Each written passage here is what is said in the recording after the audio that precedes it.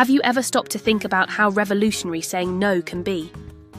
We live in a time when the pressure to always be available, productive, and aligned with others' expectations is enormous.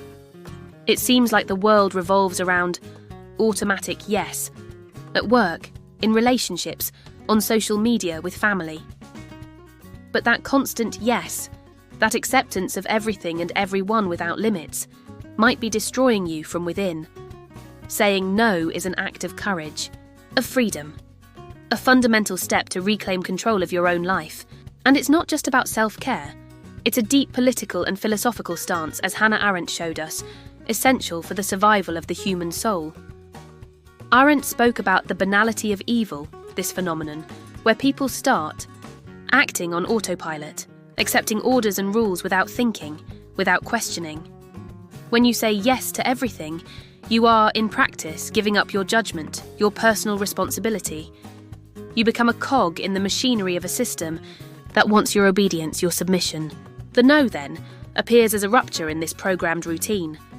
It's the moment when you say, I think, I choose, I decide for myself. Let's imagine concrete situations. At work, that boss who always asks for just one more favour. The constant overload you accept so you don't seem difficult, so you don't burn bridges. Or in personal relationships when you're tired, stressed, but agree to go out to please others, even if it costs your rest. Or in the family, when the requests are endless and no one seems to notice how much you're trying. And the no, that could protect your emotional health, becomes taboo, an almost forbidden gesture. Mary Esther Harding, who studied the female psyche deeply through a Jungian lens, helps us understand this dynamic. She shows that historically, women have been taught to say yes too much, to sacrifice themselves, to be silent, to put others' needs above their own. And this pattern causes emotional illness, anxiety, emptiness, and disconnection from their own essence. For Harding, learning to say no is a way to reconnect with one's own soul, to protect the inner space where strength, creativity, and intuition reside. No is more than a word. It's a sacred boundary. It's the limit that preserves your energy, your well-being, your autonomy. When you say no to a task you can't take on, you're saying yes to your mental balance. When you decline an invitation because you need to care for yourself, you're choosing emotional health.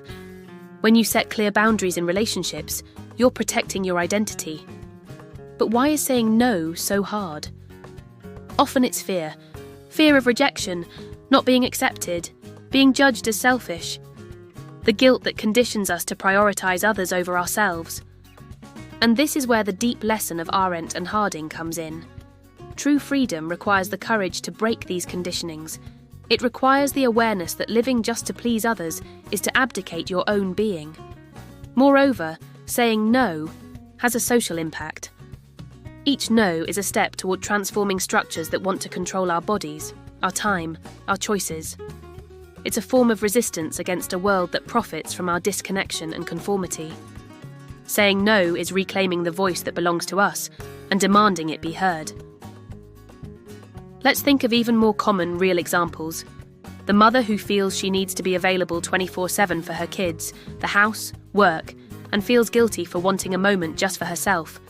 The professional overwhelmed and unable to set limits for fear of being seen as less dedicated. The woman trapped in relationships where yes is constant and no is never accepted. In all these cases, no is the key to opening doors to mental health, self-esteem, and the rediscovery of one's identity.